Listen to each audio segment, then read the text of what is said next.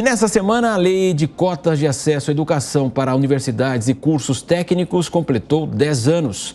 E sobre isso nós vamos conversar agora com Acácio Miranda da Silva Filho, que é doutor em Direito Constitucional pelo Instituto Brasiliense de Direito Público do Distrito Federal e mestre também em Direito Penal Internacional. Acácio, é um prazer tê-lo conosco aqui na Jovem Pan. O que você destaca justamente aí dessa data, 10 anos aí da Lei das Cotas? Muito boa tarde. Boa tarde, Marcelo. É um prazer estar com você mais uma vez e com todos aqueles e todas aquelas que nos acompanham. A Lei de Cotas, como você bem ressaltou, completa 10 anos amanhã, portanto, na próxima segunda-feira, e ela tem um valor simbólico.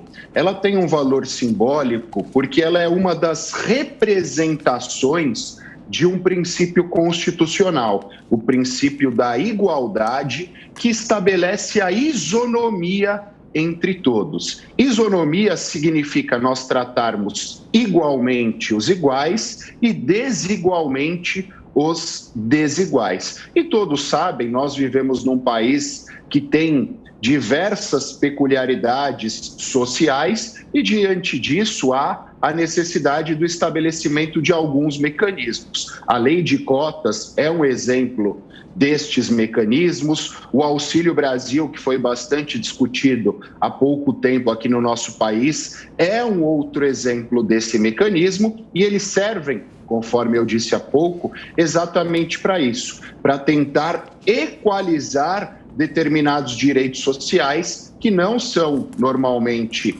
equinânimes por conta das questões sociais do nosso país. E os próprios números nos mostram. A Lei de Cotas, apesar de todas as críticas e apesar de alguns problemas que naturalmente existem, ela tem sido capaz de inserir uma determinada parcela da população nas universidades e, aos poucos, dentro das suas possibilidades, estabelecer uma igualdade social entre determinadas parcelas da nossa sociedade. Exatamente, né, Acácio? E fica agora a expectativa, você acredita que o programa vem dando certo, mas poderia, inclusive, haver a inclusão de outras metodologias, essa avaliação que é feita também? Muito se falava o seguinte, olha, nós vamos abrir as universidades e, infelizmente, essas pessoas que estão chegando não têm uma capacidade de acompanhar, por exemplo, determinados cursos. Como é que você avalia, depois de 10 anos, esse discurso? Os números mostram que as avaliações das nossas universidades, Marcelo, não tiveram um prejuízo efetivo neste período.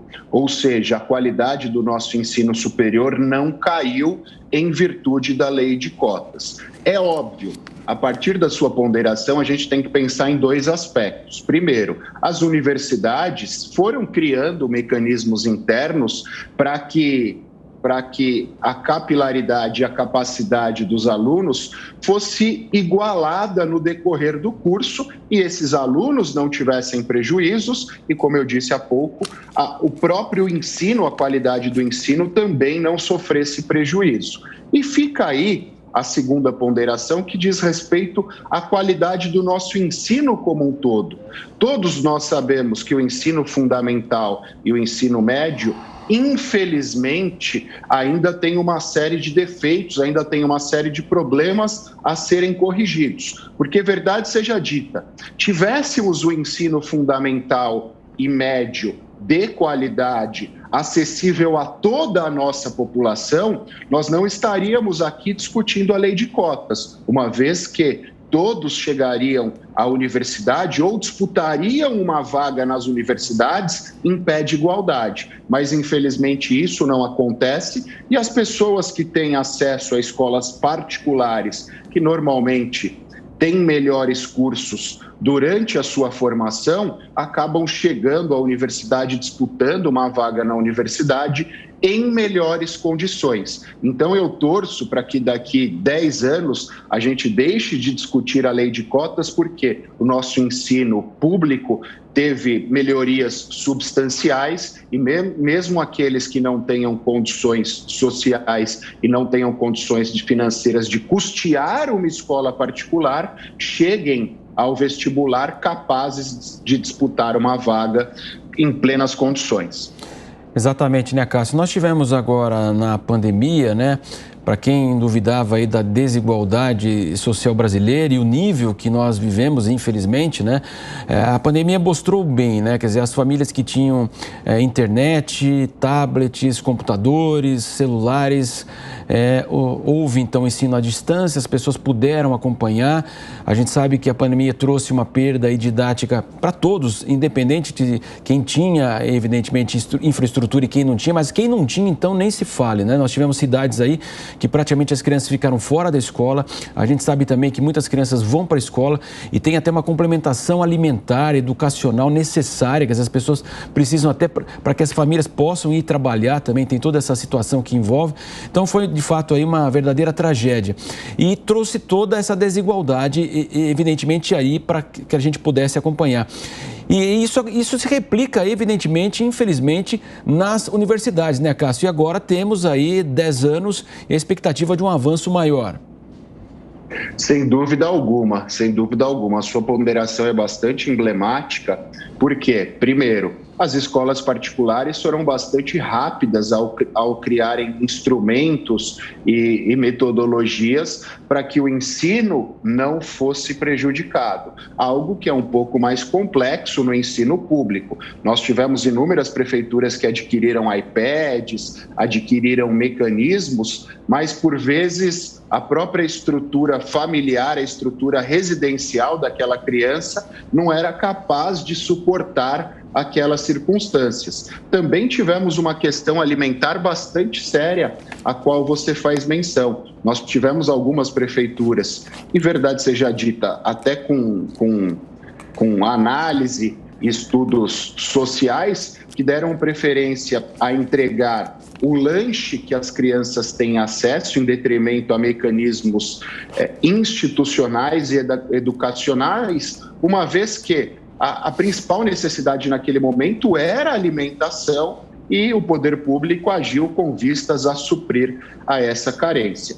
Agora, independentemente da escola particular ou da escola pública, é importante nós lembrarmos que todas essas crianças estão numa fase de formação, não só formação acadêmica e educacional, mas formação social. E a pandemia trouxe esse prejuízo no convívio dessas crianças, o que por si só já acarreta prejuízos na formação pedagógica de todas elas. Agora, repito, a lei de cotas, assim como a Lei Maria da Penha e o Auxílio Brasil, são medidas pontuais para reparar um problema imediato. É necessário que nós pensemos lá na frente, mecanismos efetivos e robustos a fim de aparar as desigualdades que levam à fome, que levam a esse déficit educacional.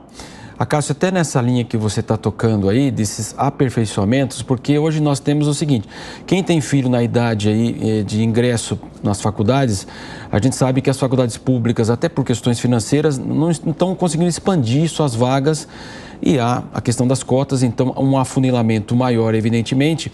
E a reclamação das famílias de classe média, por exemplo, a gente sabe, olha, não é que é contra a cota, mas a cota resolve, de fato, é um problema histórico, é importantíssima. As pessoas mais abastadas, elas escolhem onde vão fazer faculdade ou não, fora do país ou dentro do país, mas e a classe média? O que restou para a classe média? A gente sabe que os financiamentos são bastante pesados e muitas vezes a pessoa até aguentou um colégio particular, mas não vai aguentar a mensalidade numa faculdade, não vai conseguir ter um ingresso na faculdade pública e não vai aguentar uma mensalidade numa faculdade particular.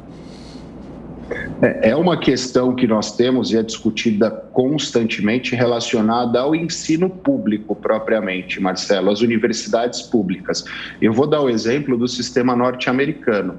Nos Estados Unidos, as universidades têm um regime híbrido, por vezes são públicas, por vezes são privadas, mas independentemente das circunstâncias, há o custeio dessas universidades. Então, quem entra na universidade, quem ingressa na universidade por critérios de cota ou sociais, não faz o custeio. Quem tem possibilidade de custear parcialmente, aquela universidade custeia parcialmente, e quem tem plenas condições de custear, vai custear integralmente aquele ensino, com a peculiaridade de lá há uma ampla possibilidade, uma ampla oferta de vagas para todos os alunos. E eles também levam em consideração a formação daquele aluno desde o período mais jovem, ou seja, as notas que aquele aluno vai tendo ao longo do tempo e o habilita ou não habilita ao ingresso em determinadas universidades. Há todo um sistema a ser discutido. Nós sabemos que as universidades públicas aqui no Brasil, em nenhum lugar do mundo, oferecem vagas para todos os alunos, e a verdade é que em nenhum momento oferecerá, porque nós não temos essas condições. Então, talvez seja o caso de nós repensarmos todo o sistema de ingresso, levando em consideração inúmeros aspectos que não só o vestibular, mas toda a formação e todas as circunstâncias sociais daquele aluno, daquele candidato ao vestibular ou daquele ingressante na universidade pública. Conversamos com Acácio Miranda, advogado, participando conosco, falando dos 10 anos das cotas aqui nas universidades do Brasil. Acácio, muito obrigado pela sua participação mais uma vez aqui na programação da Jovem Pan. Até a próxima. Até a próxima, Marcelo. Um grande abraço a você e àqueles que nos acompanham. Para você também.